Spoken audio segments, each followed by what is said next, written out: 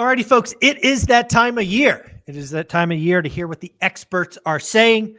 And as a real estate channel, I know I am interested to hear what folks, the experts, are calling for 2025. And I know no one better, no one that collects more complete information than this young man, Lance Lambert, Resi Club founder and good friend of the show. How you doing, Lance?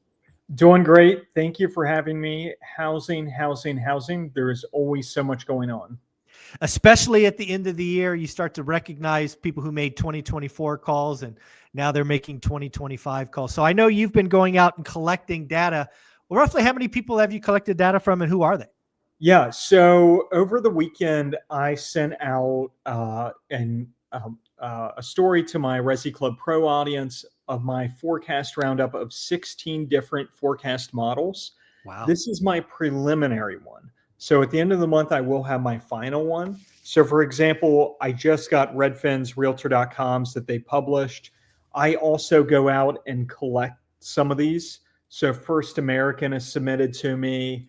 I have Windermere, is that how you pronounce it? Mm-hmm. I have Hunter Housing Economics research firm that provided theirs. And then I just got Bank of America's updated. So the one that I'll show here is actually a little out of date. But I'm guessing that the average forecast that I round up probably won't change too much. So of the 16 models that I have, and is my screen shared? I will do that right now. Okay. Go for it. Yeah. Of the 16 that I've rounded up so far and published, my preliminary average is a 3.5 forecast for U.S. home price growth in 2025 calendar year. Last year, my forecast roundup had an average forecast of plus 2.2 for U.S. home prices. As these different indices get finalized for the calendar year 2024, which we're not there yet because they actually lag the market. But my expectation is that the Zillow Home Value Index, Case-Shiller, Freddie Mac House Price Index, and FHFA, most of them are going to kind of come in with +2 to +4. Zillow being a little closer to 2, FHFA being a little closer to 4. So still kind of close to the average 2.2 forecast that we had last year. But this year, the average is actually a little higher, 3.5 for 2025. And before I get into the forecast, it's always important to keep in mind that these are nationally aggregated home prices, right? For sure. These indices are a proxy for, single family existing homes, most of them. Zillow is condo too, but they're a proxy and it's a national aggregate. So on any given year, that can vary greatly. During the pandemic housing boom, at one point, Boise, Idaho was up 40% year over year. And some markets, there was no markets really down, but some markets were like plus 12, right? It's still a lot. Like that's a huge year for those markets. And for 2021, the national aggregate was plus 21%, plus 20 for Case-Shiller, which was an all-time record for 1 year.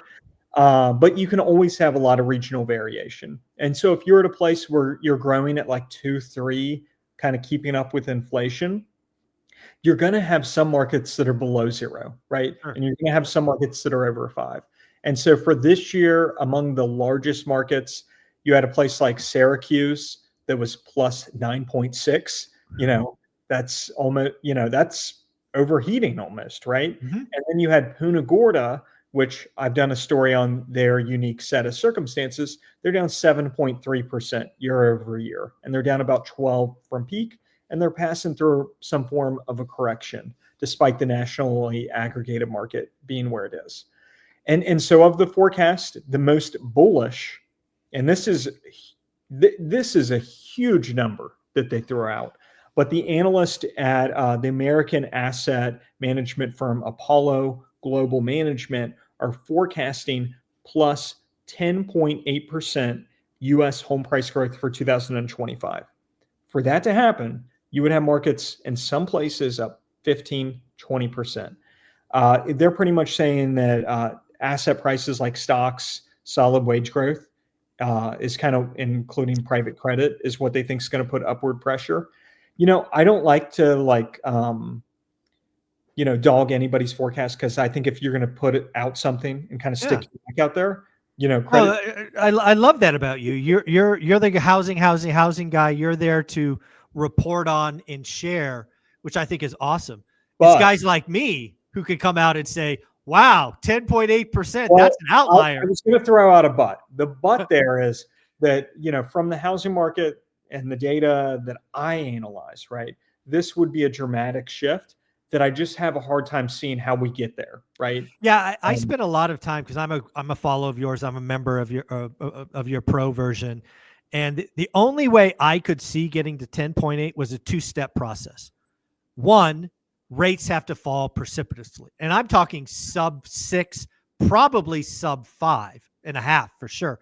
And second, we have to have some kind of home buyer incentive. We have to incent demand and then keep supply out of the way. I mean, you could theoretically get to, you call it 11%, but it's going to take a couple of outside factors that I don't think anybody else is calling for. Yeah. Yeah. So with that one, it's a big shift. However, you get into that world where that occurs, it's a shift, right? Correct. It's not that we go into next year and that's just where we are. Something had to happen. Exactly. Something had to, yes. Yeah. Next up, AEI Housing Center. Ed Pinto, he's a really great housing analyst at the think tank AEI. If you ever get to hear him speak, it's somebody you really want to hear speak, because he has just such knowledge of like the past 40, 50 years for zoning across the country. Really smart guy. Definitely, if you ever, see any video that he does, listen to it. Ed Pinto, wrote him down. Yes. Huge nerd though. But he expects 5.5% appreciation for next year. And that's actually what he sees for like multiple years after that too. He's fairly bullish. Yeah. So I actually considered him the biggest bull that I track. And then AEI came out with this 10.8 and then kind of blew him out of the water. But I still very much see this as like a bullish forecast. Yeah. Because even it is still a shift from the current trajectory. Okay. Maybe not as dramatic of a shift as you get with Apollo. Yeah. I think to get to 5.5, if we just have rates at 6, you could see 5.5. Unlike the other one, which took a couple of things to break, I think just slightly lower rates could bring in a 5.5. I think that's reasonable. Well, the other thing is I have, I go back and forth. Like Logan Motoshami kind of agrees with you, where 10.8 is an environment where rates came down, right? Yeah, precipitously. My view is maybe a bit different. How you get to 10.8? It's maybe rates came down, but it's the Fed messes up and there's another inflationary shock that comes immediately, like almost like a 70s. It doesn't have to be a 70s as much appreciation, but there's the initial shock and rates went up a lot, and then the Fed comes down, and then the next shock catches them off guard, right? It's funny you bring that up, because I've been warning people. It's actually the early 80s. We had the first bump in the late 70s, and the second one came where the Fed thought they licked inflation and they got smacked with that double dip. And it was a nasty recession. 82 was a nasty recession. Yeah. That's the third shock. Yeah, that one. And that's when really, Volcker really just put his foot down. It was forced. Yeah, forced. Yeah, where they had messed up before. And so Wells Fargo, they're bullish. 4.9% is their forecast for this coming year. And 5 and 26. Woo. Yeah. So back to back. Bank of America, 4.7, and then they were 0.4 for 26. So they think pop, and then a bit of a pretty big slowdown. I just got back with their mortgage-backed securities team, and they actually have changed this, and it's more like 2 something here and then 3 something in 26. Oh, so more people are going higher in 26. That's interesting. So they kind of flipped it. The end point of their new forecast is pretty much the same as just how you got there. And this one was published in June, which is why after I ran this, I was like, you know what, let's reach out to them and just see if anything's changed. Cool. Goldman Sachs is 4.4. One thing to keep in mind with Goldman is that the investment bank has 2 different teams that forecast home prices. One of them is their overall U.S. economic team or global economic team, and they're forecasting for a slew of like huge metrics, right? Unemployment, GDP, all of this stuff, right? And so home prices are there. And then they have another team, their housing team, that does a roll-up model, which this is also what John Burns does. This is what Moody's does. They forecast for every metro across the country, and then they roll it up into a national aggregate. That makes sense. That's the housing team. The numbers this year, looking forward, are about the same. But if you ever see another number that's kind of a little different, you probably saw the roll-up method. And the roll-up one is when I sometimes publish like a 25, 26, 27, 28, like multiple years out. That's usually that model that I'm pulling from. Capital Economics, they're 4 for 25, 4 for 26. Fannie Mae. Now here's kind of where we start to like slip from what I kind of consider fairly bullish crowd. Bullish, yeah. It's maybe even a step up from where we were this year, or kind of really close, but step up. Fannie Mae, and this isn't a bearish forecast at all, but this is kind of more in the, this might be actually what you call the healthy group, right? Okay. Where these are the bulls, and this is kind of like, what, home price is kind of close to inflation. Right.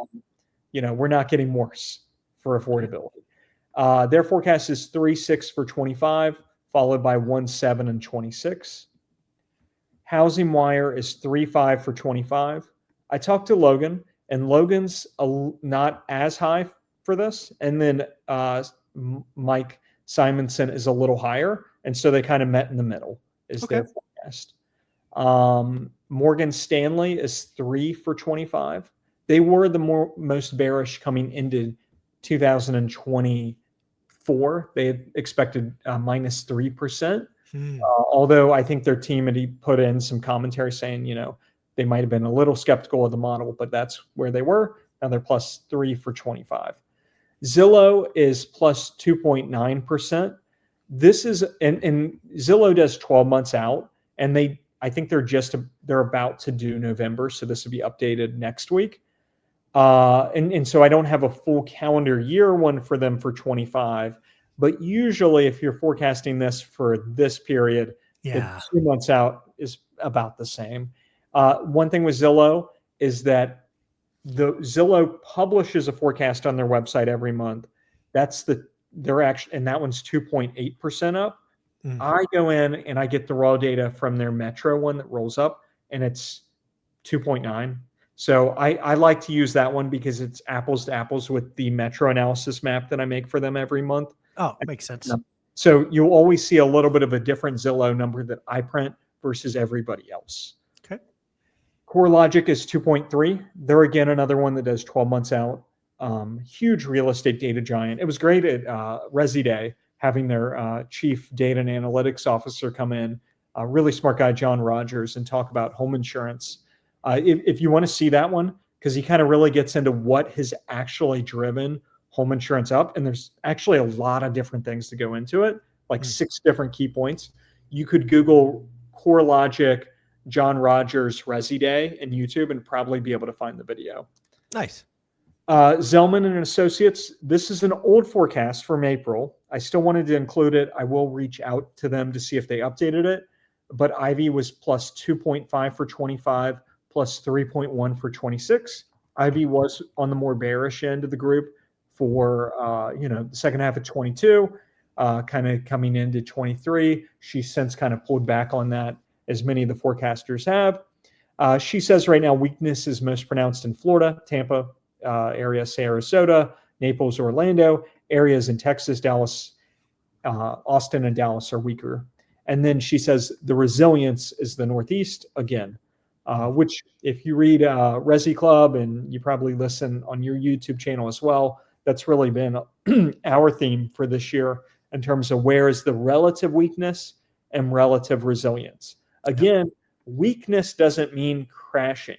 When you talk about relative weakness, it's to the rest of the country. I think that's a key point as well. And same with resilience. That doesn't necessarily mean those markets are booming. They just might be more resilient than the country as a whole. Okay. I think is a great way to describe much of the Midwest, Northeast, and really pockets of California this year as well.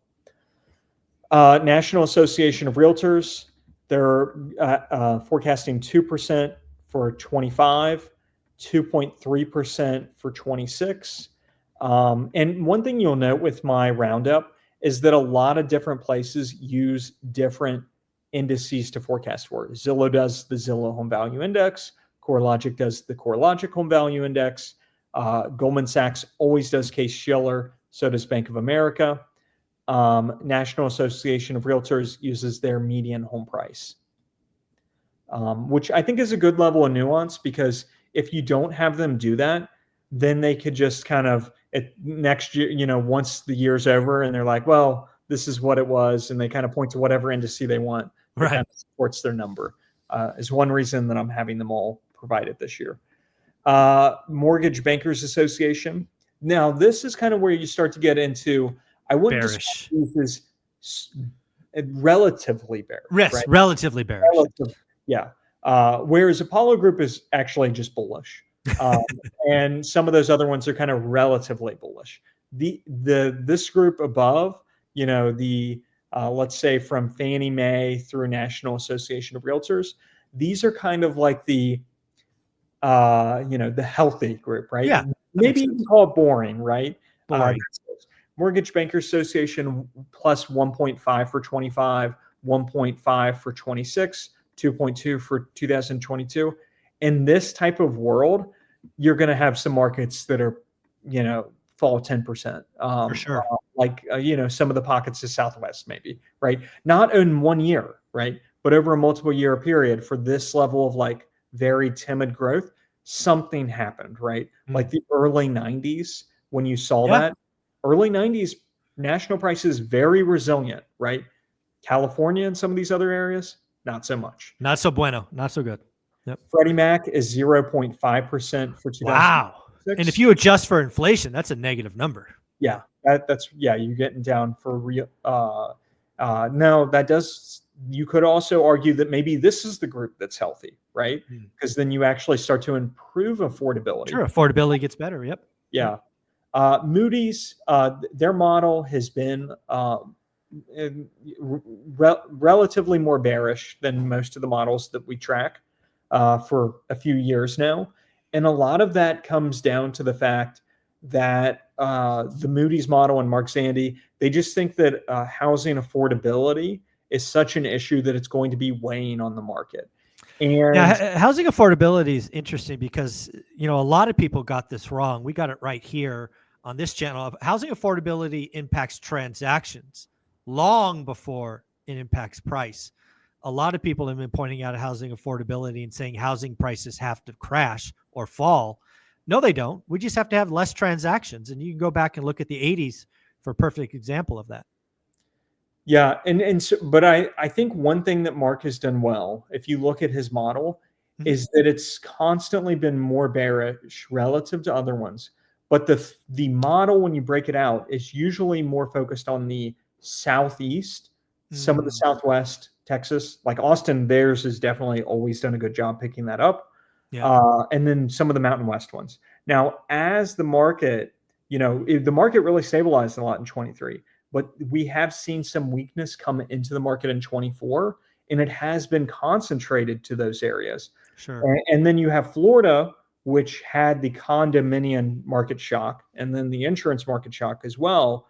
And that has started to give up, especially in the condo market. So it's this, the Mark's model is probably pulling more into the vulnerability from affordability, right? And that's where he has this.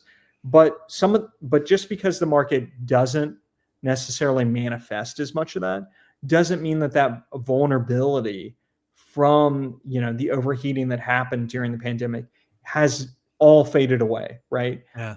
And so there could be unique sets of circumstances in some markets that push those markets into corrections that would otherwise not occur in 2018, 2019. Sure. Like Punta Gorda, that is in correction mode. I don't think Punta Gorda, the circumstances that have kind of like, pushed it over the edge, maybe that hurricane Ian in September 2022, some of the pullback in migration, and then the insurance shocks. I don't think that all three of those things, if those occur in 2018, 2019, I don't think that's enough to push that market over into correction. But the fact that they went up 70% for home prices when the nation went up 40 in a 18-month period during the pandemic housing boom probably created more of the vulnerability. Oh, for sure. Other things then. So that's what I'm getting to there. And so Moody's 0.4, that's the only, and then followed by a 0.7% uptick in 26. A couple of things about your wonderful article here, and I have an unfair advantage, read it before. There's a couple of things that I noted.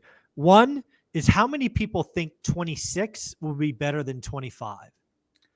That was interesting. Yeah. Yeah. It seems to be a pretty consistent trend, at least 80% from memory. We're like, hey, 26 will be better than 25. The other thing that I was left asking myself, and we can take Moody's as an example and Apollo Global Management as the extremes. In my mind, there's an interest rate assumption also behind them. And if I had to guess, Apollo's going to lean lower and Moody's would lean higher, right? I'm not going to make a call on the number, but I think a lot of things, and it's back to the affordability question and really about transactions, which is the grease, is what will 30-year mortgage rates be? I'm going to guess Apollo thinks lower than Moody's. I could get you marks real fast because I'm also working on my mortgage rate forecast. I'm just going to wild ass guess Mark's is over 6.8 as you go look it up. I'm just guessing.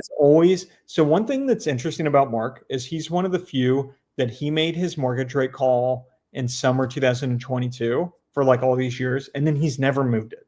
Oh, good. He finally moved. He had it 5.5 ending 25, like since 22. Like that's where he's always thought that once the market made it through this volatility, that's where he believes that long-term mortgage rates 5.5. Yes. Yeah. Wow. Going back to 4. He thinks like he's not like what's the group? What is now? This is no longer his prediction for the end of 25. By the way, that's his view on the long-term. Like the long-term running average will be okay. When you take into effect the population of the U.S., productivity, economic growth, long-term, in a normal market, that's kind of where he thinks the mortgage rates line. So kind of out of the ZIRP error of where we were kind of closer to 4. He's now forecasting 6.3% into 20. Lower than I thought. Okay. So he came up 0.8. So that was actually. So I just want to make sure I understood that. So he's having a call for 25 that mortgage rates will be 6. In average will be 6.3, and he thinks by the end, and he thinks that will lead to a decrease in home prices of negative 0.4. Those two are tied together, right? Those both are in the same model. Yeah.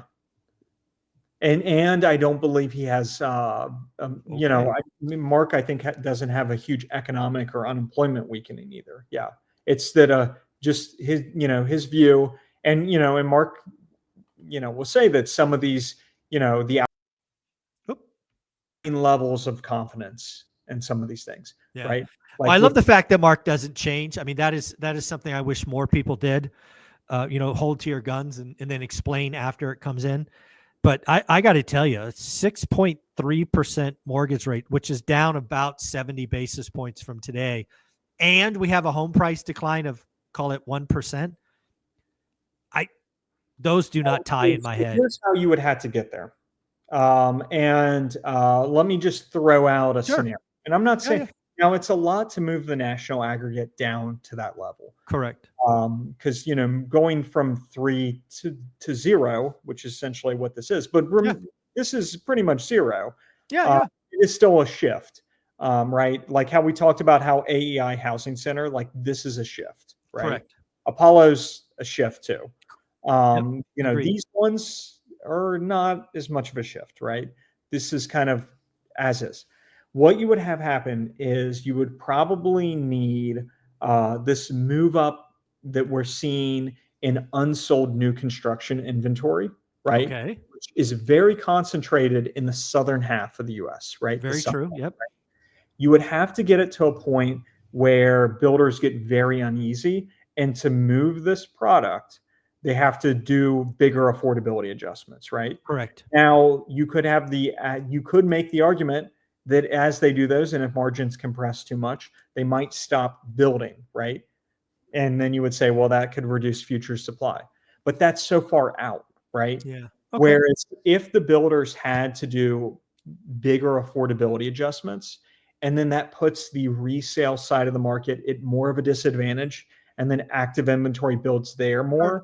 And then you see the number of markets in the US that are down year over year, which is around 15% of the market right now. If that were to get closer to 35% of the market, I think you could kind of almost get the numbers to work.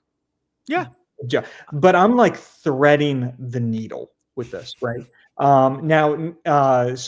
I don't think that mortgage rates are everything, right? No, they're not everything.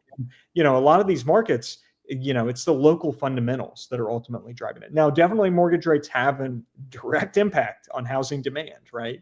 As they move. But I'm just kind of like, if you asked me, like, Lance, get me to minus 0.4 for the US, I think that would be it.